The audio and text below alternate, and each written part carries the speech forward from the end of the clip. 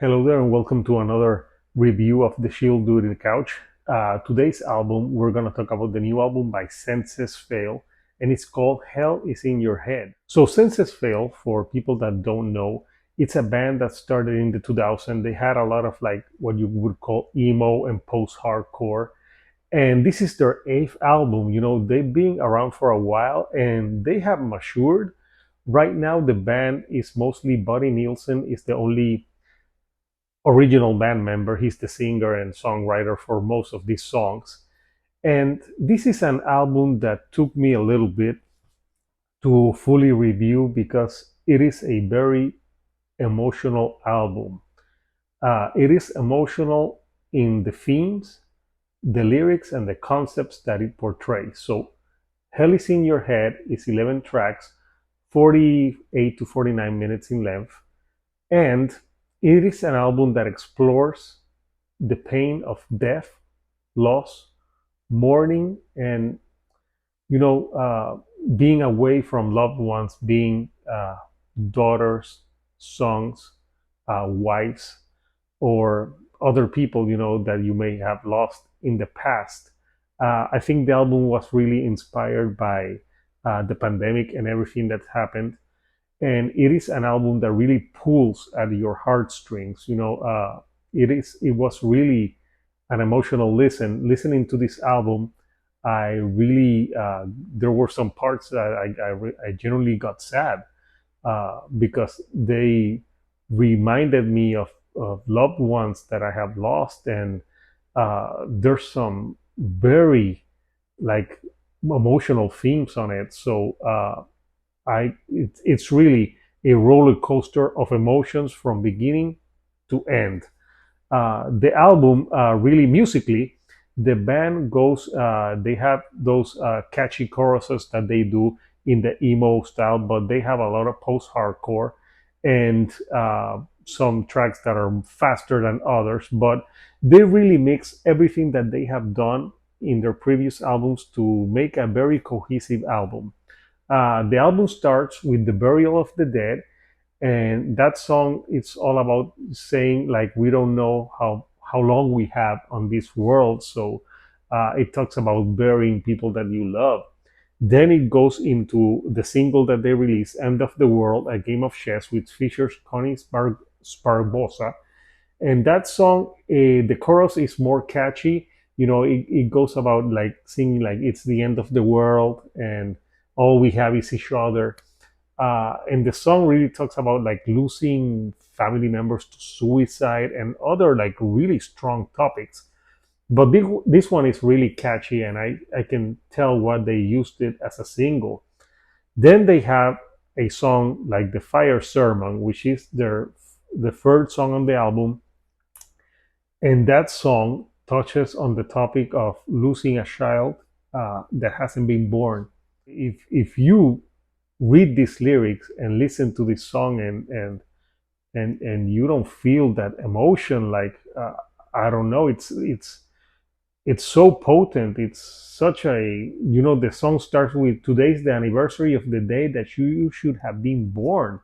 Like it's really, the lyrics here and the themes are just so impressive, and uh, I really have to commend the band in doing an album that feels so personal.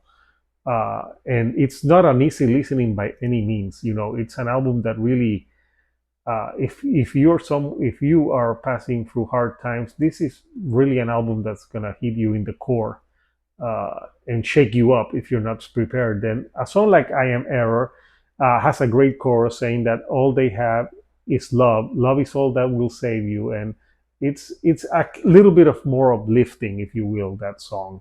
Then they have Death by Water, which features Spencer Charnas, and that one's pretty hard, more post-hardcore. It has some great riffing on it, and it is one of the harder songs musically on the album. When the Thunder Said, Miles to Go, still keeping on the personal side. Then you have a song like Lush Rimbog, and that was one of the more funner songs on the album. of course, it's a interplay with Rush Limbaugh, and on the song, there's a part in the lyrics that he said that there's a special place in hell for people like him. So obviously, that's a guy that's very conservative, and he's had it against minorities and other people. So it's a great song on the album as well, and it touches a lot of like things that happen in today's society. Then the album really has their three ending songs, which are really good. Hell is in your head, which is all about, like how sometimes everything, like we torture each other in the mind with thoughts and mourning and all that stuff. Then the last songs, I'm sorry I'm leaving and grow away from me. It's all about the singer's daughter. Like I'm sorry I'm leaving is all about like he's leaving for tour and he doesn't know where he's gonna see her again. And it's got a great chorus again that's really catchy. I really could relate to it. Being a father, I thought of like maybe like being away from her and that type of emotion, what I felt. Other songs on the album would remind me like losing grandparents and people that were special to me that are no longer with me. And I think that that's something that this album is really special.